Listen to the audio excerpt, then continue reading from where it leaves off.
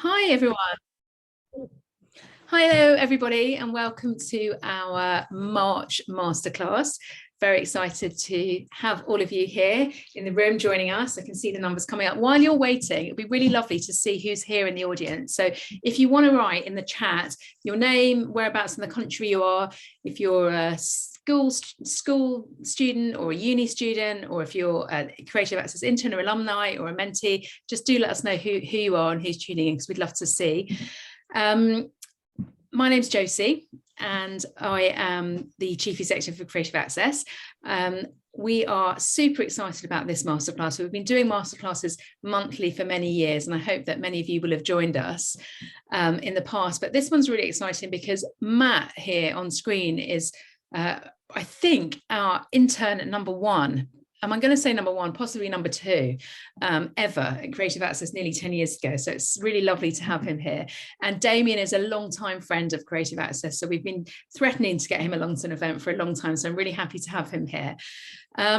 Just to say to all of you, and thanks, I can see lots of Faye, who can I see on the chat? Lots of lovely people. Faye, who's our Disney intern, Noah from sixth form students.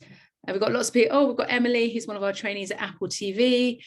Bieber from Camden School for Girls. Who else? We've got Divine. We've got lots of great people here. Jojo's over in Aberystwyth. So welcome and hello to all of you that are here. We're going to be recording this, but we're also going to be tweeting and putting it on our Instagram story. If you would like to follow us, our hashtag is @_Creative Access. So please do follow us on Instagram and on Twitter. Hello, Elspeth over in Oxford and Ruth in Exeter. It's lovely to see all of you. Daniel in Swindon. We've got people all around the country here, so it's lovely to hear from you. So, right, I'm going to start talking because I know you haven't come here to hear about me, but I did want to say to all of you, Creative Access we've been going now nearly 10 years. We have the most phenomenal relationships with organisations, the length and breadth of the UK and across the creative industry. So do register on our site, because if you're looking for summer internships or work placements or jobs, even mid to senior level roles, we've got all sorts of brilliant opportunities on our website at the moment, and we'd love to be able to support you. So I'm going to stop now and pass over to Matt and to Damian. We're super excited to have you both here today. Matt, if you are able to kick off as our host, just to tell you to introduce yourself and just tell us a bit about your journey, and then I'll let you introduce Damian yourself. So over to you. Sure, thanks Josie. Hi everyone. So I'm Matt Kay and I'm a documentary director and shooter. I've been in the industry now since my Creative Access time, which was, as you're saying, Josie, 10 years ago. Crazy. Yeah, I've been making films for about 10 years. And yeah, started with Creative Access and then continued filmmaking. And the first ones were kind of shorter, first like BBC Three, and then kind of progressed to my first feature film, which was a few years ago, and now doing a combination of features, one in sports and then one in music about the music group TLC, and then in sports about the racing driver Lewis Hamilton. So I'm actually flying off to Australia later tonight to ahead of the Melbourne Grand Prix to film with him there. And yeah, so we can talk a little bit more about different stuff as and when I've been getting involved in, but we're really lucky and privileged to have Damian Jones with us, and thanks for coming, Damian. And Damian's a magnificent producer who will get into all your films and also Damian's career, but thought it'd be great initially just to kick off, if Damian, if you could give a real I guess just micro shot of your career and how that spans from when you got involved to right up to now, and then yeah, we can dig in a little bit further after that. Thank you, Matt, and hi everybody. Thanks for having me. Yeah, I've been doing this for 30 years maybe, and I did not study film.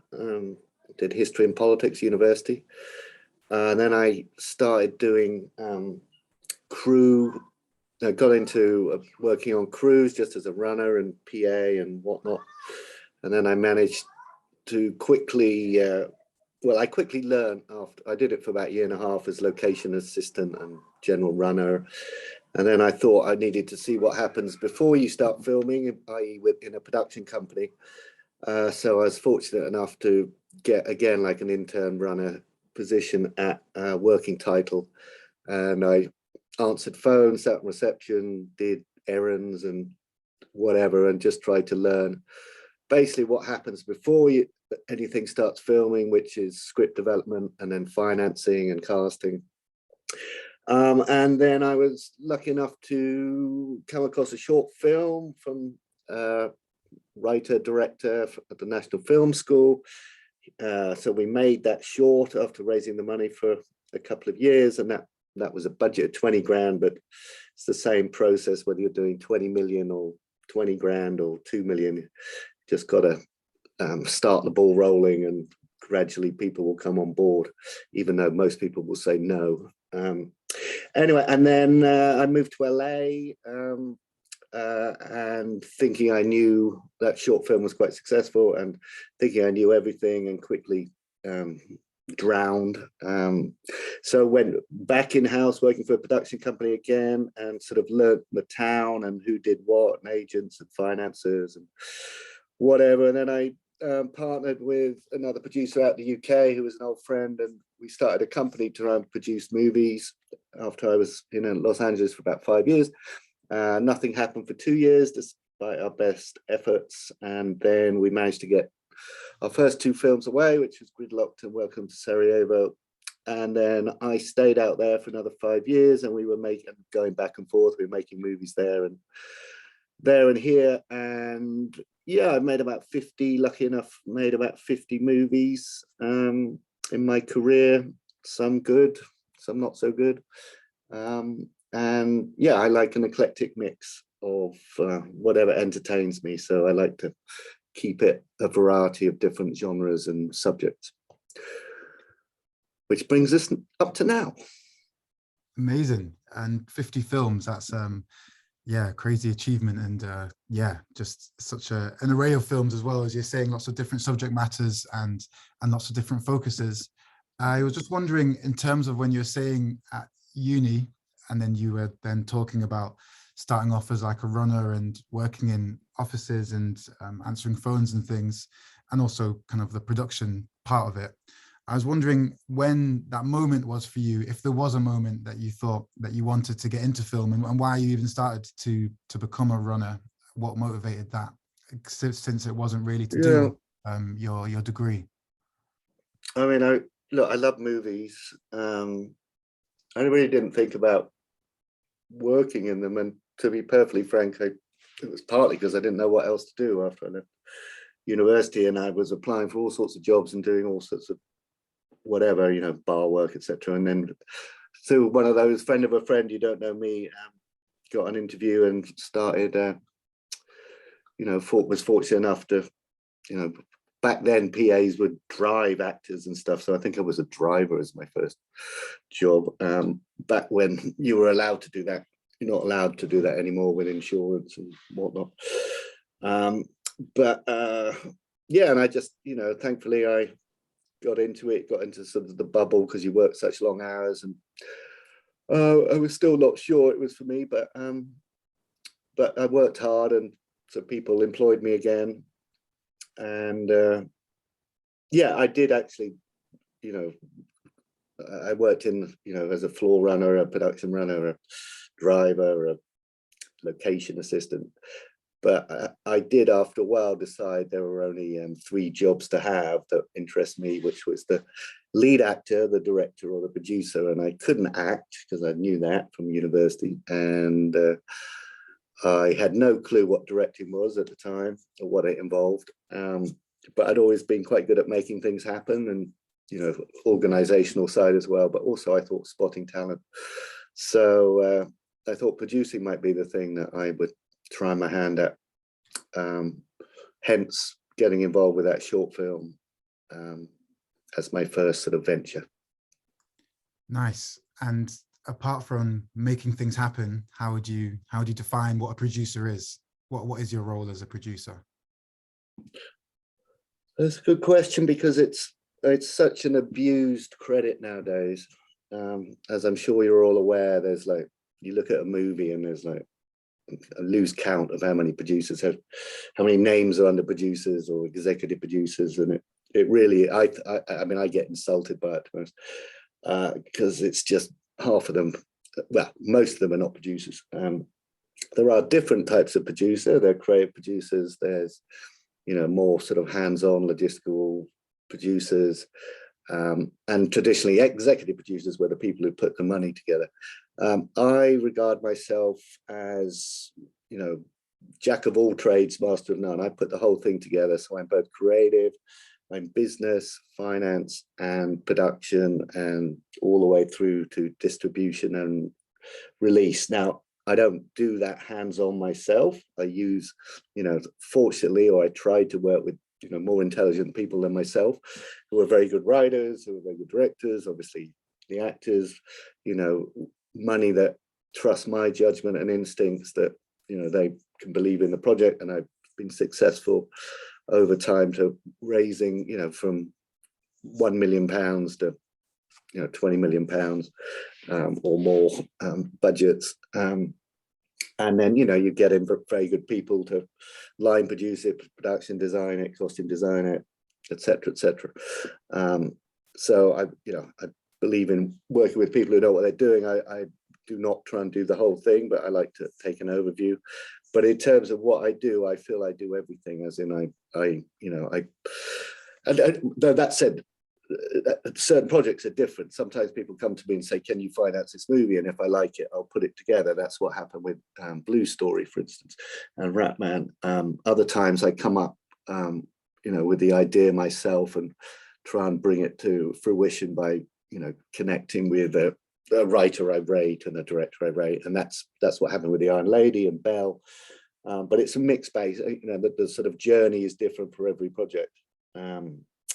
But I regard myself as being able to do all aspects, as well as I've hired the right people to execute. Yeah, there's definitely no kind of one like blueprint in order to go about things. And I think often some of the roles overlap quite a fair bit. And so, as you're saying with that, even if you were the producer, you can obviously have lots of input creatively, which I think is a misconception. Some people think that the producers would just be the organizational side you were talking about, whereas some producers don't do that at all, and it's much more inputting into the creative vision and then helping facilitate that as you go about it.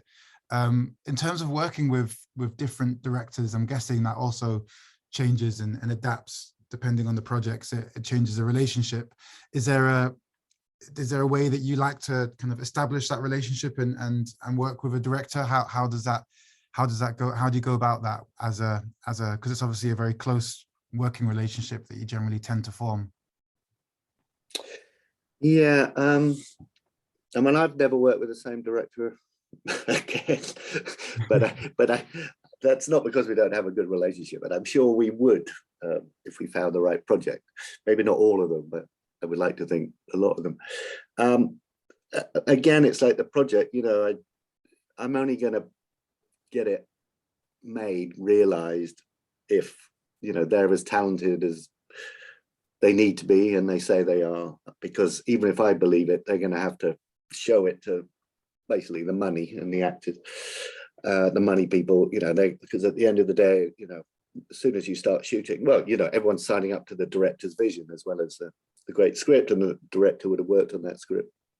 And, you know, I trust that vision. To be honest, you know, while I have creative opinions and creative input and have helped develop the script, you know, I'm basically there to, you know, facilitate the director to, you know, execute their vision, you know, which I'm happy to do. And I, within reason, give them creative freedom to do that within the parameters of the budget.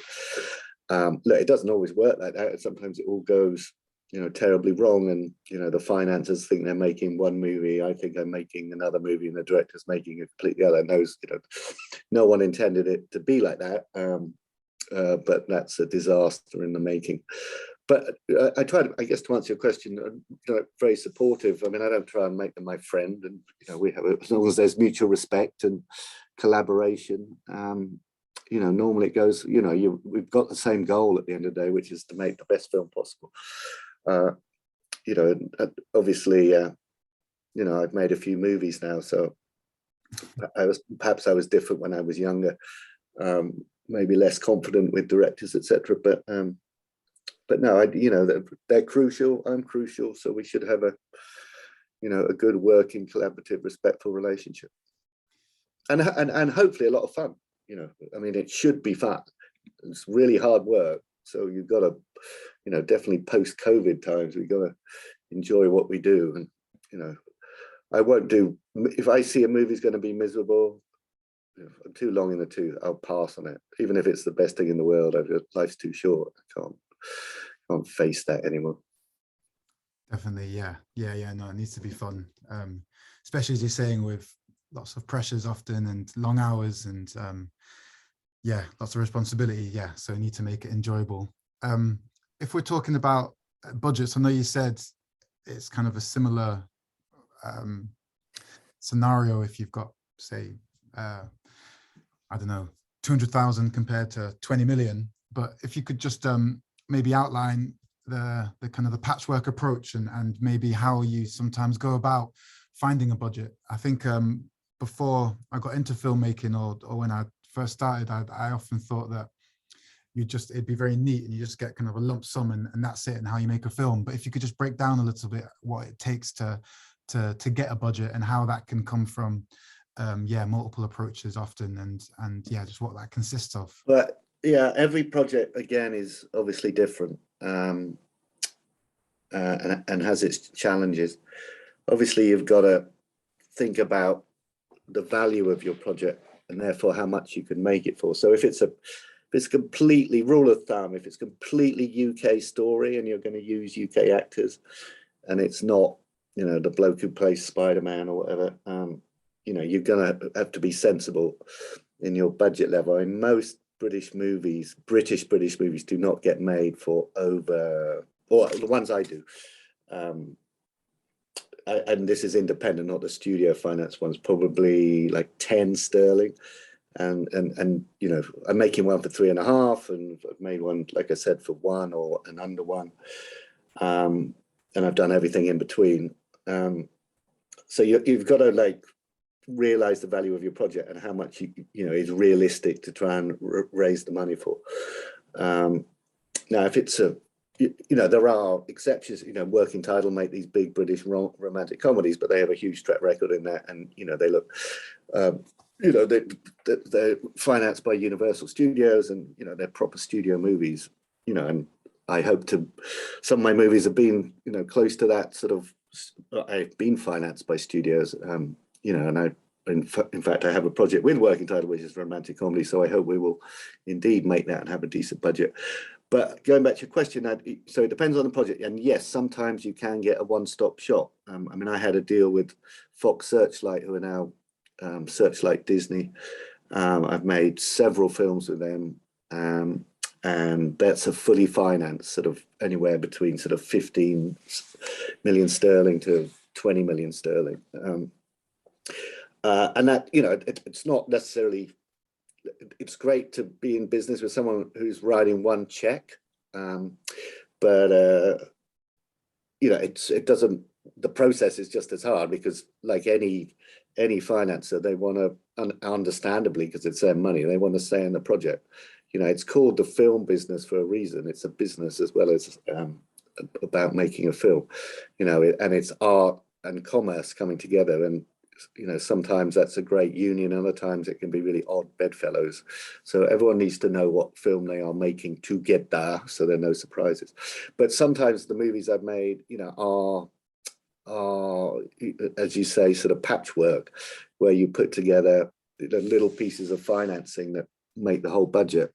And that can be through pre-sales with a sales company who try and sell the project in advance, so to speak, so they get someone in Germany to buy it for German rights, and obviously someone in the UK. You need, I would say, as a rule of thumb, if you've got a UK movie,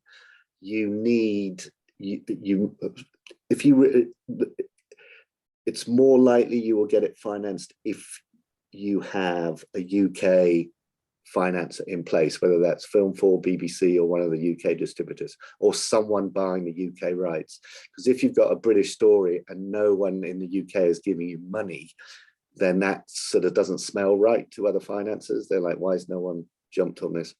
So that is always a key ingredient when I'm trying to, if you can have a sort of, the spine of the financing to your UK rights deal, then you've got, people who internationally say, oh, well, obviously, that looks promising in the UK, so why don't we buy it for France or whatever? And then there's private equity.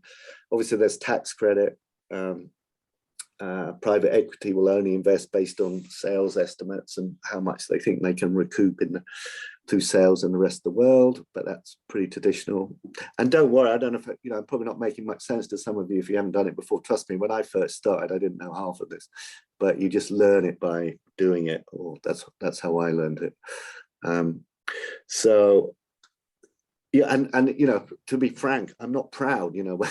I'll take money as long as it's legit money and blue chip money, and it's not going to be and disappear just before. So I made this film, Dad's Army, and I got Universal to buy the world, but we still need, but for only half the budget. So, as a case in point, it's not a case in point of not being proud, but I had to use my initiative, and frankly, I went out, I contacted the Dad's Army fan club, and they were all these old rich guys. And I went around, there was an EIS tax break scheme that a lawyer put together for me, and we raised like half the budget from them. And I'm pleased to say most of them have recouped their money. But, completely bizarre. If you look at the credits on that movie, you'll see a bunch of names you may associate with other things. Anyway, but yeah, that was just, how are we going to do this? And that was the only way. Let's go to people who have an affection for this property, this piece of IP, and, who can afford it. So it's like every project is different. Everyone is different. But I would say the UK money is a cornerstone. Part of the cornerstone financing you need to make.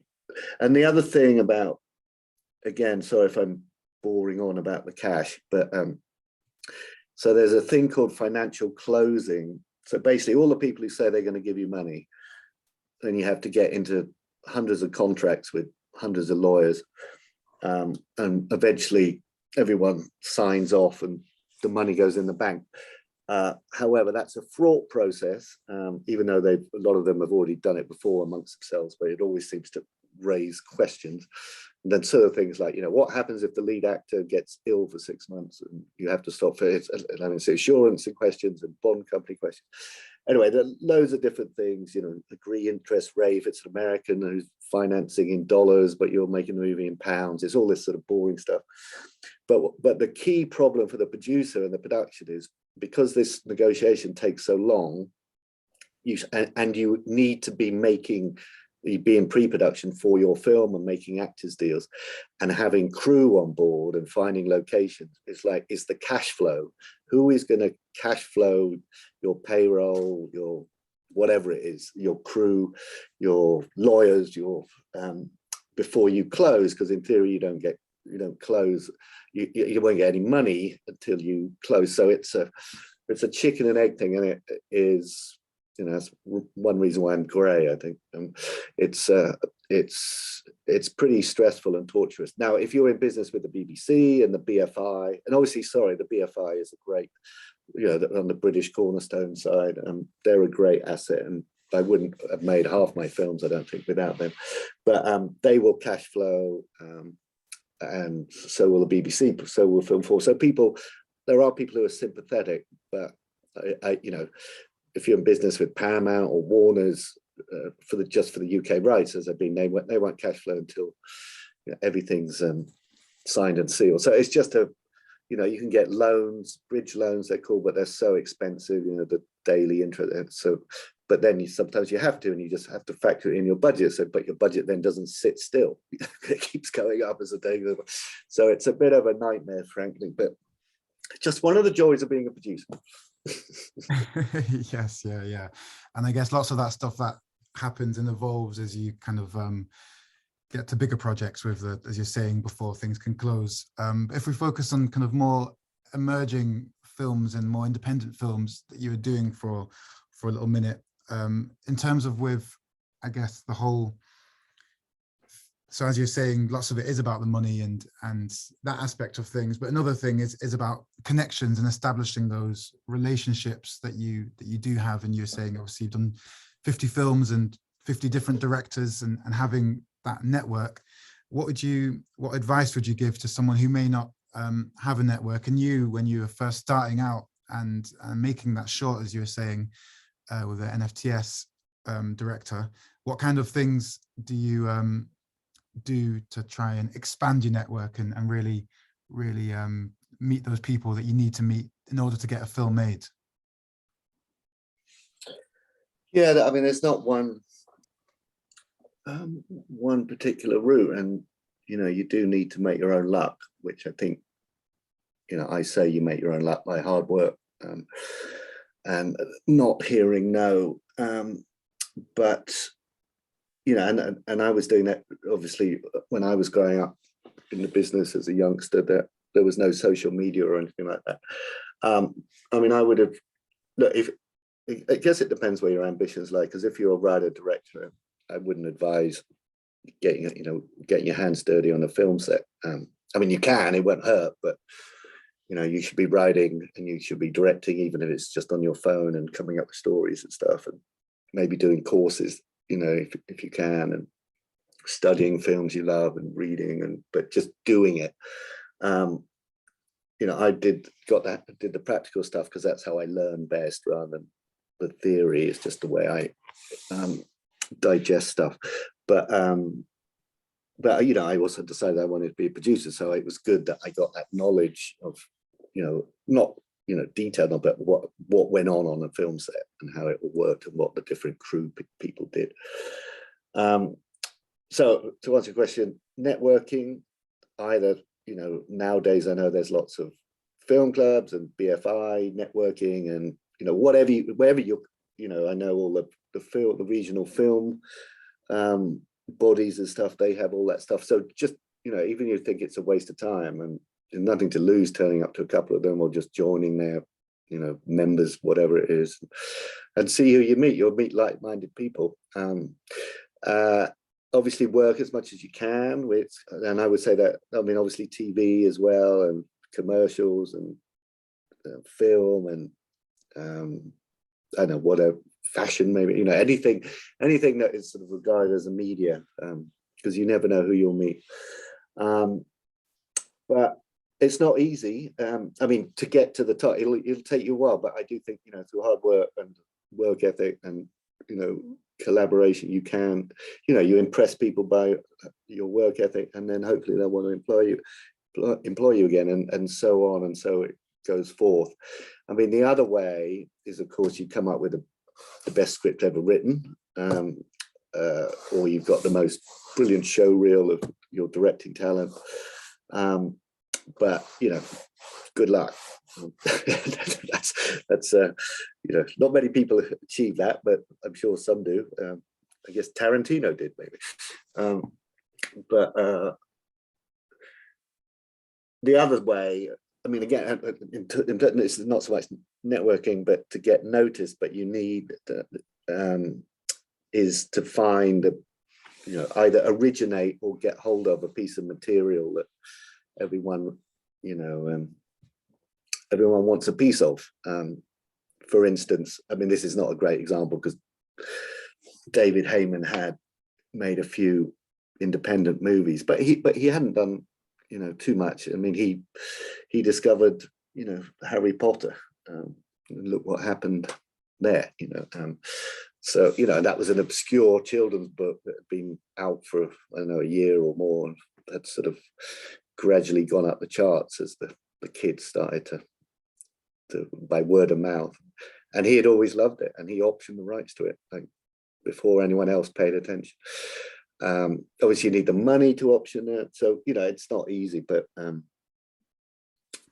guess experience is a short answer. But and in networking, just try and go to as many things as you can.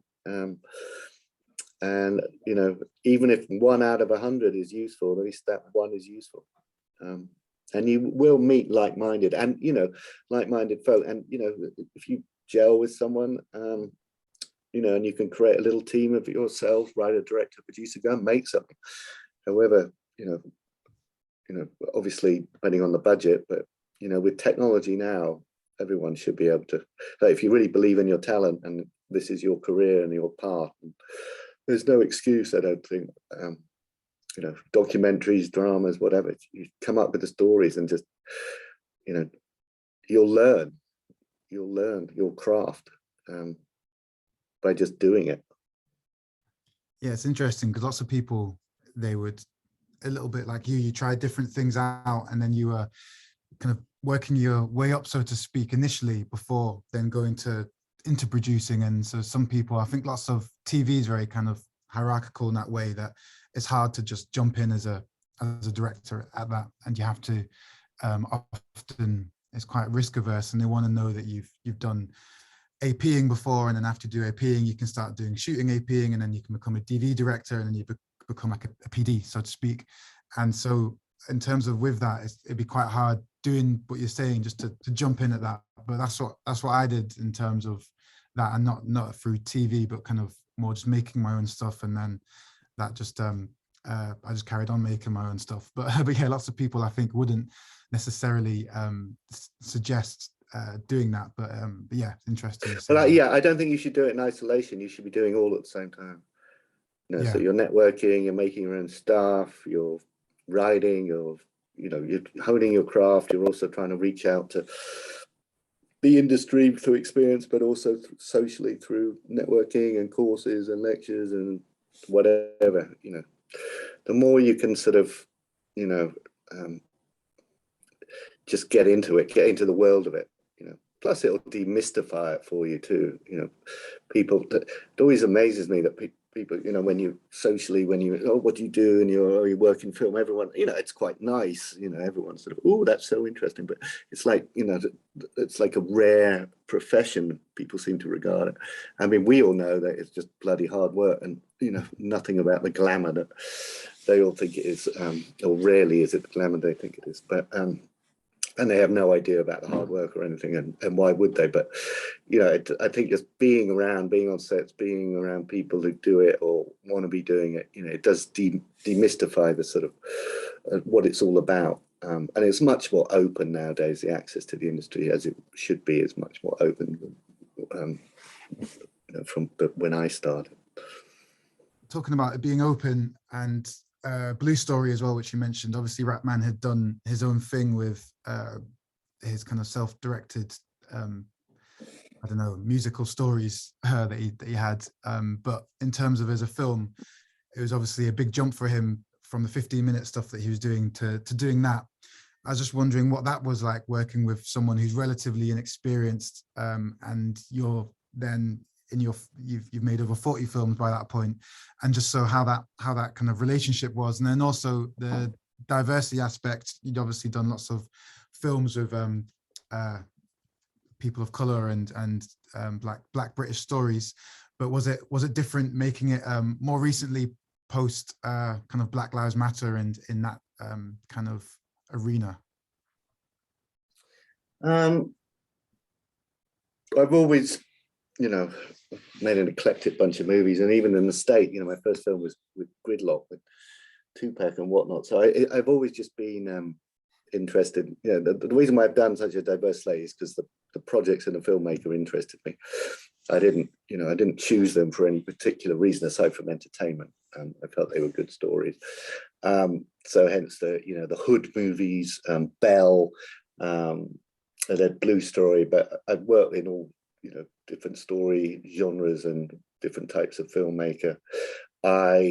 So, you know, after the kidulthood and adulthoods, I was like, you know, I'd done not doing those again, or that sort of genre or whatever, blah blah blah. And then I can't remember. Someone introduced me to Sharo's story, and Ratman and, forgive me, the two actors wanted to meet me because I think everyone was talking. No, that's right. I reached out, and they were inundated with people going, you know, can we make a television series? And it turned out that I got early to the meeting, and so did Ratman. So we were just chatting, and I said, "What else have you got?" Well, I said, "I don't do TV, but what else have you got?" And he started telling me about Blue Story. So I said, "Send it. It sounds great."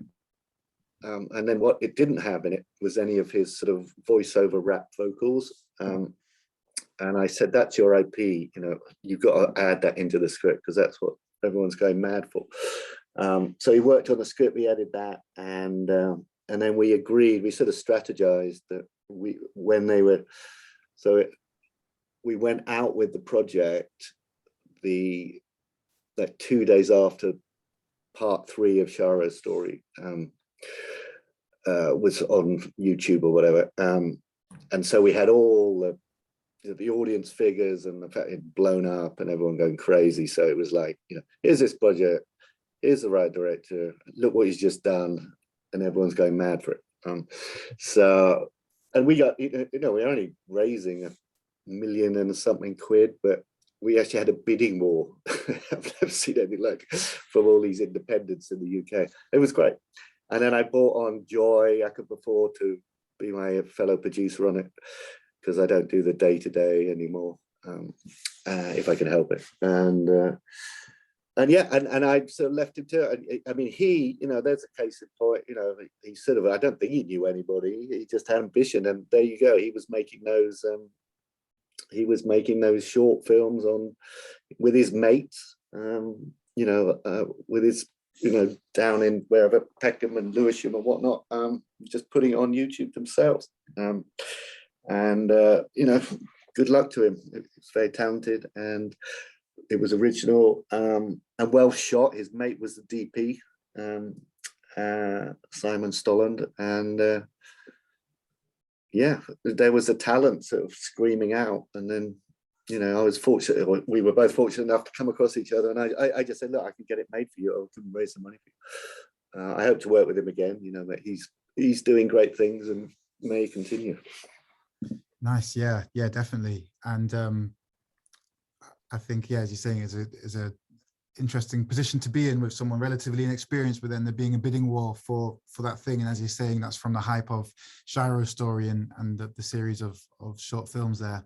Within that, as you're saying, that the Hood film, which you'd already done, what made it different for Blue Story to actually want to go back there, when you just said you didn't want to go back there after the kidult hoods and the adult hoods? Well, it was him and his talent. And to be frank, it was because, not to say it's gone away, but it was the knife crime, sort of always in the headlines, that was going on. And this was all about that subject, and was authentic to that subject. So it felt, you know, it was, forgive me, but timely, and it relevant. You know, he was very talented and impressive in the room, and see, you know, his work on YouTube or whatnot. So it all sort of fell into place. Definitely. Just wanted to talk quickly about some of there's obviously, we're making 50 films, there's been lots of yeses, and now in a position that I'm sure that it's much easier to get yeses than it was when you were first starting out. But just wondering, in terms of with that, if you could talk through a little bit. I think it's always reassuring to hear some of the failures, and people don't often talk about that, and they see the successes, and that's what everyone posts, and that's what the kind of social media world that we live in is geared around. But in terms of that, hopefully to add a bit of reassurance, to show that, yeah, it is a hard business, but then for every 10 no's there could be a yes, and how you work with that rejection in a positive way. Yeah, no. Well, of the 50, there's probably about 10 on there I'll never talk about because they didn't quite turn out how we wanted. And then, yeah, no, I mean, I have a pretty good sort of, what's the word? I can't remember the word. You know, turning projects into movies. Success rate. yeah, but at the same time, you know, I've had projects that for one reason or another never got made, and I always look back, you know, at the time I'm sort of bewildered because I think it's the best story ever, but it actually, because it wasn't ready, either the script wasn't ready or it was the wrong elements of director and cast or budget level. So no, that, you know, and in a way, thankfully, they never got made because they wouldn't have been any good. I do believe there's a reason why people, you know, things don't get made. I also believe, you know, the better projects do, or a lot of the time, because the cream rises to the top and they stand out, because you are competing, you know, there's only a finite, especially in the UK, finite amount of money for UK movies. So you are bizarrely competing against, even if yours is a comedy and there's a horror, you're sort of bizarrely competing for the same cash. So you got to stand out. But I've had many, you know, and even some of those, well, probably most of the ones that I've made, you know, more people said no to them than said yes. I mean, Bell, everybody turned me down. Gridlocked, everybody turned me down. Both times it was like the last, you know, before I was in complete despair, I picked up the phone one last time. But I had to go through those 100 no's to get that one yet. So it's perseverance. But the other thing I'd say is, you know, when you do convert them and achieve them and realize them, what you should do, I think this is a good lesson for everyone. You should listen, even when, if people will give constructive criticism back about why they didn't take it on board, you should listen to that, because you can improve your project while you're still raising money. I'm not saying you need to put it on hold, or sometimes you do, you put it on hold and put it back into development. But I would say just listen, because you can improve it. You know, sometimes people do have good taste, not always, but, you know, and some of their criticism can help you improve it. So the next time, the next person who reads it won't be able to have the same, you know, well, I should say, if you hear a sort of theme of criticisms that are all sort of saying the same thing, you should try and address that before, you know, before anyone else could say it. So it's not always completely negative, but you need perseverance, and it can get hard, despairing, like, you know, what the hell am I doing? Blah, blah, blah. You know, and projects change, you know, scripts change always, all the way up to shoot. Sometimes your director changes, you know, you start raising money with 1 year and you're still trying the next, and they've gone off to another job, or, you know, their career hasn't quite panned out and it hasn't worked out.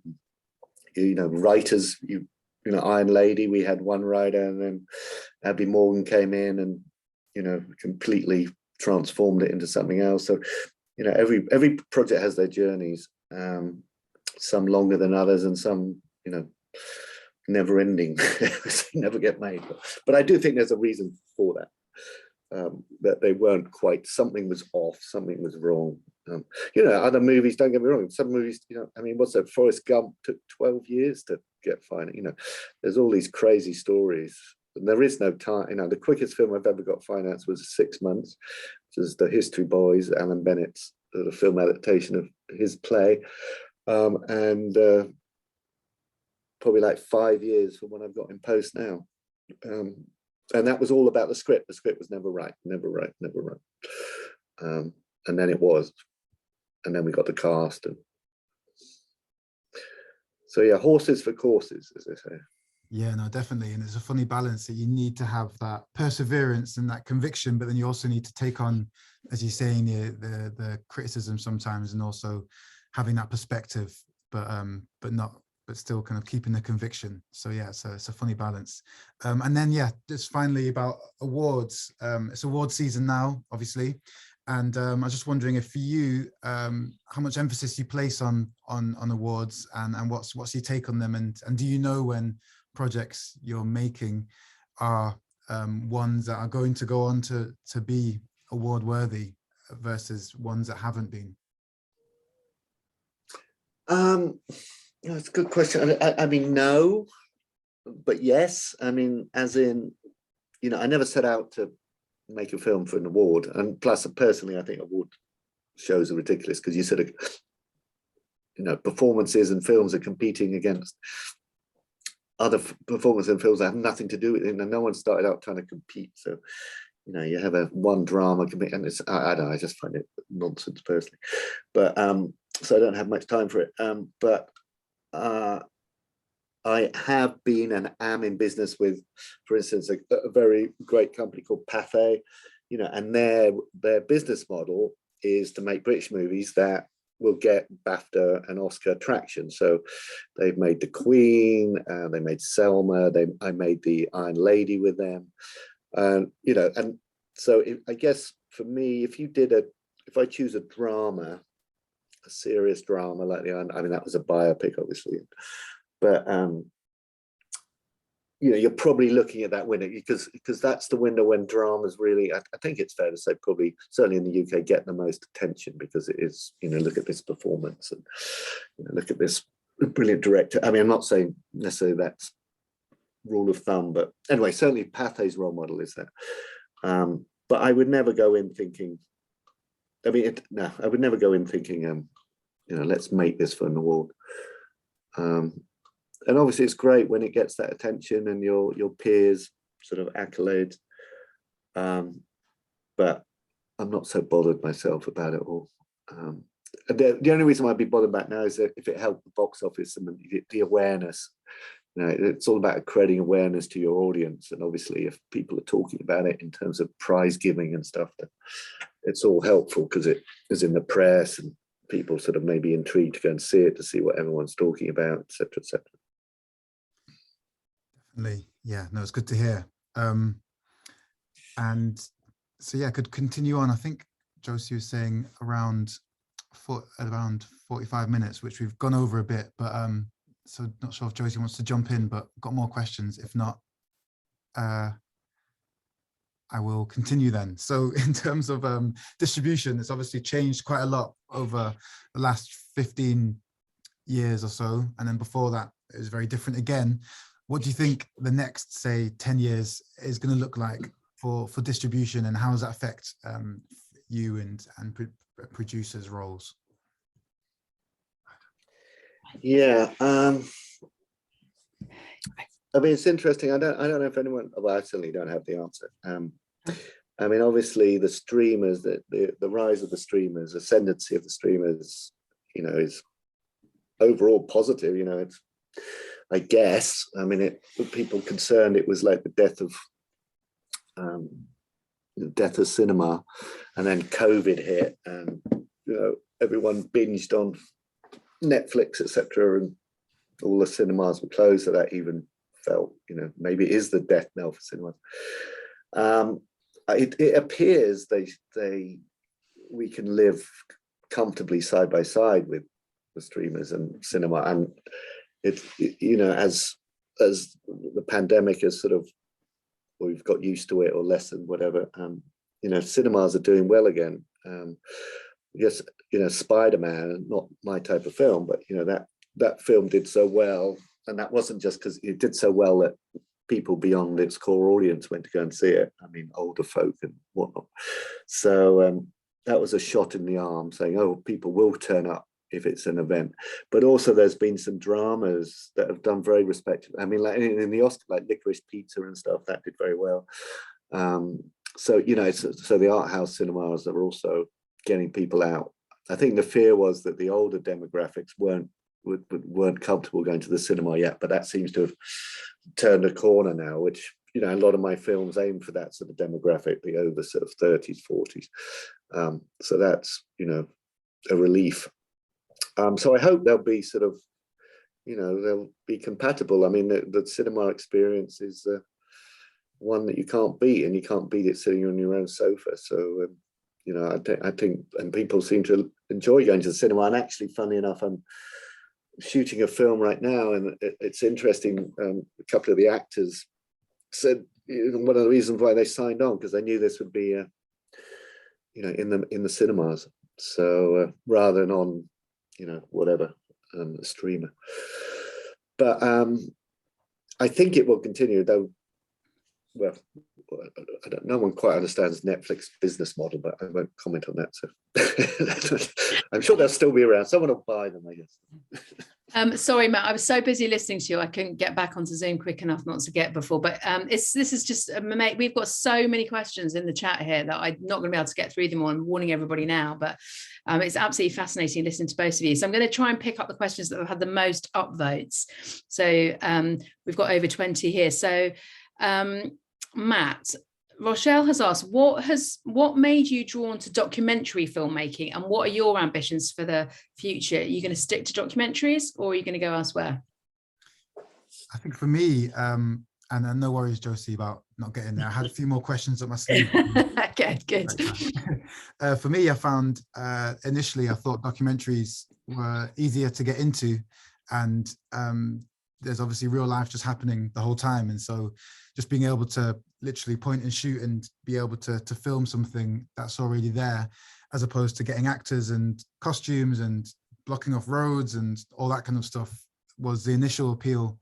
And so the first documentary I made, it was some of my friends that were going to use football as a global language to cross kind of physical borders, but then also like language and barriers and cultural barriers. And so being is in the year of the Arab Spring, and then being able to be in Egypt and in Tahrir Square during the Egyptian Revolution, and being able to film that and being able to film their reaction, it was I just fell in love with being able to just capture that reality and all that entailed. I studied fiction film at uni, and that was the initial plan. So I think one day I do want to kind of do some narrative work, but I'm quite happy at the moment. While I still can, kind of traveling around and doing documentary, even though the hours are a bit crazy and the schedules just dependent on whoever I'm following. So at the moment with Lewis Hamilton, it's pretty intense. But so yeah, that's part and parcel of it. So I don't mind doing that now, but I think maybe in 10 years I won't be doing that necessarily. So that is the plan, maybe, to transition. Excellent. We'll be watching it watching you eagerly. Question from Shanika, who says, what's the best way to, this is for you really, Damian, what's the best way to approach a producer to pitch your idea if you're a relative unknown in the industry? Sorry, I just wanted to say that one thing I should have said about the stream. Obviously, they've been great for documentaries. That's really transformed that business. Documentaries are always really hard to finance or on television. Yeah. And but anyway, that same documentary was on Netflix. Little Miss Seymour was on documentary, so it was on Netflix, wasn't it, Matt? Yeah, on Netflix, and then the one I'm doing now is for Apple, the Lewis Hamilton one. So yeah, a couple streamers. That's great.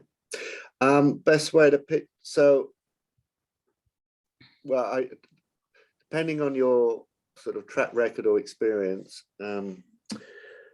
people rarely buy pitches unless you have a track record and hits under your belt. So you should then write a treatment, but then you'll find, again, unless it's the best idea since sliced bread, that everyone will go, oh, that's a great idea. Please go and write the script, and then we won't pay you. Go and write the script, and then come back, and we'll see how great it's become. So in terms of the process, you try and put as much, at least have a treatment to show, and that treatment should be like one line pitch, and a pitch should always be something that people can't forget, and they can tell their boss, and their boss will laugh or cry or be impressed. So they can borrow it from you, and they know they can sell it. So that should be your log line, and then you should expand, then lay out what the sort of detail is, the 3-act structure if it's a movie, etc. And you should share that around amongst friends and professional colleagues and see if people think it's got legs, potential. And that may be the point you do decide to show a producer. Now, producers like me, with no disrespect, I will probably go, I can't read this because it needs to be submitted to an agent because of legal reasons and like unsolicited stuff, which I know is a pain, and how do I get an agent to help me? But people do, was all I can say. And agents will sign you because they like your writing or like your stories or whatever. So it is possible. It's just got to be strong, and it needs to be strong anyway for someone to option it or take it up. So, but that's sort of, I don't know if that's helpful, but that's sort of how I would sort of answer you. No, that's helpful. Actually, and you answered another question because somebody had asked about agents, so that's helpful. But sort of slightly related to that, Daniel's asked if there's something what do you wish that writers, directors would know before they start pitching for debut features? You can just keep that one short, but if there's something related to that.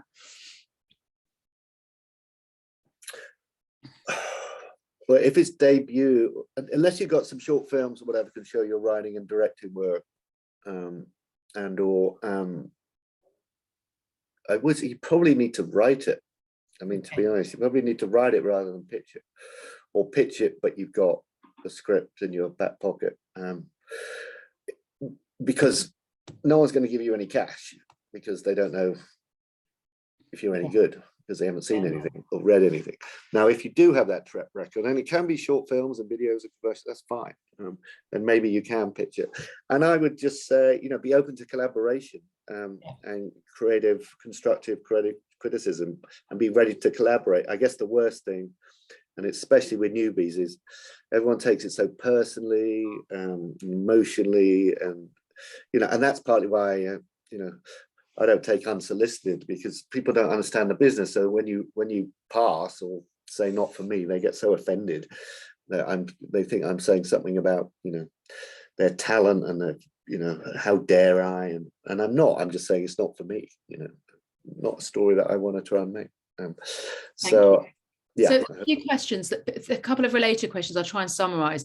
So a few people have asked, is it better to be a kind of jack of all trades, or at what point should people kind of really focus on, okay, I want to be a producer rather than director, I want to do writing? Well, is it good to have, I don't know, Matt, if you've had any experience, or either of you have a view on that?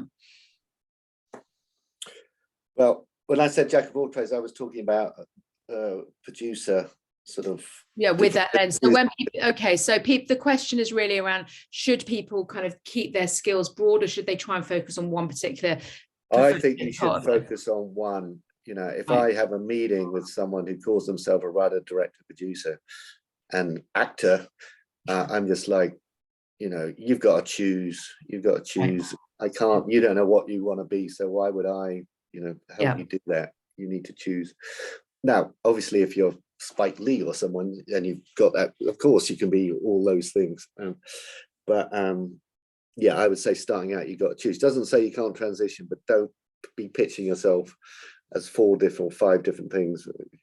I just can't take you seriously. It's like when you have a pitch or a story or an idea or script, do not pitch 4 scripts, 4 ideas. Just pitch the one you are most passionate about and you think is the strongest in terms of writing and story and structure, etc.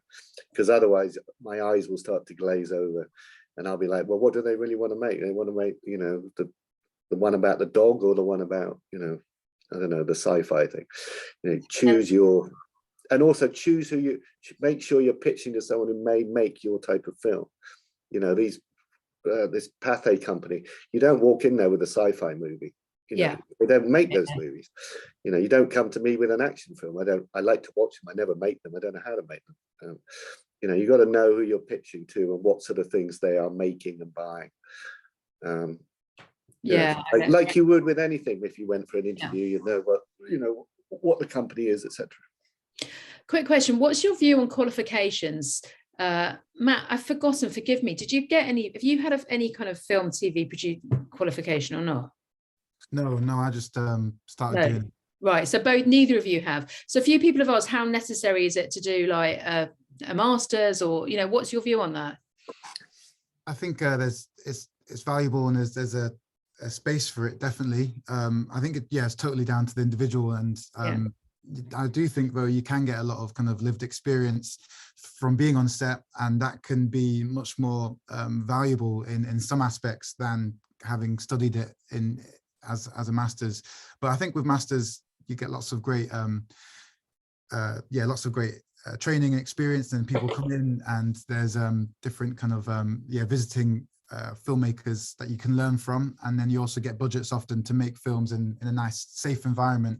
So I think that is a great way to do things, but I don't think it's a necessity that you have to definitely do that to then evolve and move on. And Proof in point, exactly.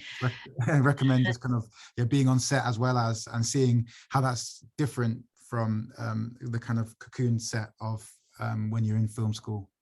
Thank you. Question from Iris, which is hang on, it's just disappeared off me. Oh yeah, what changes are up and coming? What kind of industry trends that you're keeping an eye out on? Either of you, like what sort of, how, you talked about streaming, I don't know how COVID's impacted your world, like anything specific for either of you that you feel like has changed the dynamic of the industry at the moment? Well, obviously COVID has been a nightmare for everybody, including our industry. Though fortunately we were regarded as essential workers after lockdown 1, so we were able to actually work, thank God. But the cost of COVID and COVID insurance is, I was making this film for Searchlight Disney at 20 million quid, and 5 of that was COVID staff, COVID testing, COVID PCRs, COVID insurance. Wow. Madness. And even the little movies, we've all got, and one change coming up is, so the government created this government COVID insurance because no broker or insurance company would and still don't provide for COVID eventualities and insurance, and that's been in existence for since end of lockdown 1, I think, and then which has allowed us to make films in the independent movies, and that's about to expire, and no one knows if the government are going to extend it, and if they don't, and there's no affordable COVID insurance out there from a broker, then it's going to be really tough to make independent movies until someone fills that void. So that's something that's on the boring side. I don't know, we talked about streamers versus cinemas. See, there's a lot more inclusion, that's all good. I don't know, it's ever changing, I guess. Tastes, who knows where tastes go. Everyone talks about they need comedies right now because it's been so miserable the last 2 years, which is fine by me because I've been making comedies. But well, actually, that's a very good question, because you've just raised it here. We've got a question here, which is, what's the funniest part and the funnest part about working in the industry? So that's a good segue, Damian, for either of you. Well, I would say comedies are normally the most miserable experiences. Oh dear. Okay. Not because the film isn't funny, but there's such hard work. Of all the genres, comedy, to land a joke, if you think about it, is both how it's directed, the coverage, the angle. Is it me telling the joke? Is it your reaction to the joke? Is it a third person listening to the two of us telling joke? Or something else? You just need all those angles. So the edit of comedies is so fraught. And I always think, once you tell a joke, and you didn't find it funny, you're not going to be able to tell it again, and the person's going to laugh. And that's what it's like in when you're test audiences and edits and stuff. Matt, what about you? What's the funnest part for you? Fun stroke funny, doesn't have to be either. I love traveling, and so I guess I like traveling with work, and I'm flying to Australia tonight, so going to be filming over there, which I've not been to. So good to visit new places. You don't get to see lots of it. It's kind of through whatever's happening, so it's not kind of doing what I want to do necessarily. But it's great meeting new people, seeing new things, and going back to comedy. I feel like as you're saying, evolutions like Instagram and TikTok. Lots of people have started off on their TikTok's now taken off their thing to make it 10 minutes. And so people are making stuff on there. And Munya Chihuahua obviously started off on Instagram and just won a RTS award last night for his YouTube series. And Mo the comedian, Mo Gilligan, also started off on Instagram, is BAFTA winning now. So I think that can be a good evolution, which has happened more recently with social media going into then making stuff with YouTube originals and Netflix originals and different things. That's really good. Really valuable advice. Thank you. I'm just conscious that we've got so many questions. I'm going to give like 2 more questions and then we're going to wrap up.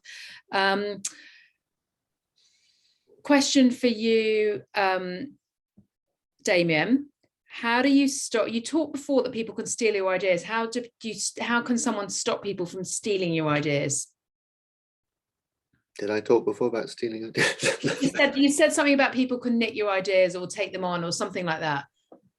I don't think, maybe you didn't I don't know actually if I meant stealing, but no. So how do you copyright ideas? Well, you can't, is the short answer. Okay. So if you have an idea, and it's a good one, that's not to say someone else can't have the same idea and it's also a good one. So what you can do to protect yourself is obviously write it up, and frankly, what I used to do is I post it to myself, and you never open it, but it's got the post office's sort of stamp and whatnot, and then you put it somewhere safe. But with a screenplay, you can register it with the WGA in America, and I think you can somewhere here. You can maybe the WGGB, the Writers Guild of Great Britain. You can register it, but I mean, if it's so similar. But you have to write it down to somehow protect yourself, but it's difficult. I mean, and most people will not steal ideas, I mean, I'm not in that business. And I've heard this before, but that is partly sort of not quite understanding, and people get, if one does, then you're going to get sued eventually. I mean, but depending on who's you've stolen it from or borrowed it from. Yeah, fair enough. Well, that's helpful. Okay, last question for you, Matthew, and then it's Matt, and then Damian. I've got a quick one for you, Matt. Hang on. So I'm going to start with you, Damian. Actually, Damian, Matt's told us what's next for him. What's next for you? And are you allowed to tell us what the project is you're working on at the moment? Yeah, I got 4 films in post-production and 2 shooting. The ones that are shooting where I am is in Wales. There's a very silly comedy with the wonderful young cast of Amy Lou Wood from Sex Education, and Nicola Coughlan from Derry Girls and Bridgerton, and Lolly Adobe from Ghosts and Shrills, and Nick Frost and Jessica Hines. So that's shooting as we speak. And then this musical, which I'm just executive producer on, which is sort of like the Take That musical, like Mamma Mia was to ABBA music, a fictional story to their greatest hits. It's about to shoot. Sounds anyway, great. And the other was in post, but those are the 2 doing. Sounds amazing. Looking forward to them. Thank you. And Matt, what's your advice? Find loads of questions on here about people starting out, like loads and loads that I can't go through. So just summarize, what's your advice for people starting out? Bearing in mind that the majority of people who are listening in on this are from communities that are typically underrepresented in the film sector. My advice would be to think about that. And obviously there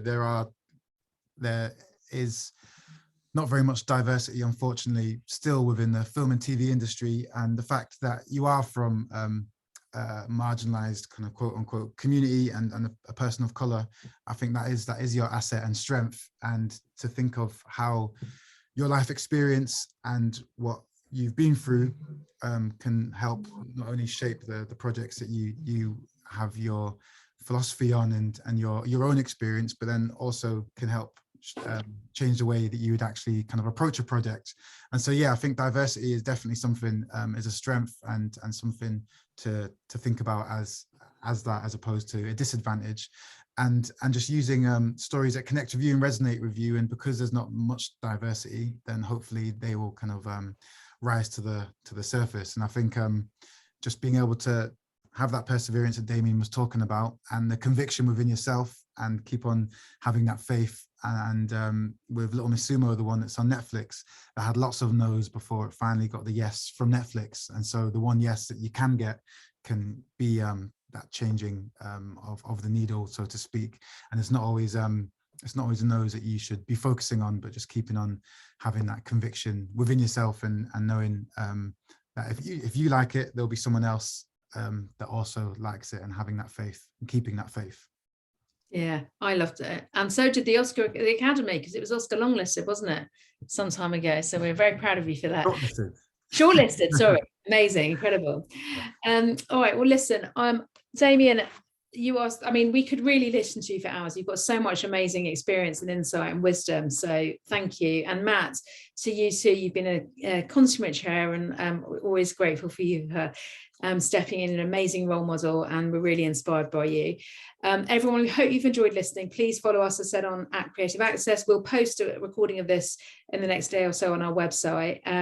One thing we haven't mentioned, but I would just like to flag, is that mentoring is a really good vehicle, and Damian here has been a mentor for people within our community, and we're really grateful for that. So if you can find people to champion you along the way, it's always a good way of getting some, testing out your ideas with somebody who's in the industry. And we often have mentoring programs, so feel free to apply. We're about to launch one in a couple of weeks. Thank you again. Thank you for tuning in, everybody that's here. And thank you so much, Damian and Matt, and have a safe flight, Matt. And Damian, good luck with the projects. See you all soon. Thank you very much. Thank you all. Thank you. Bye. Take care.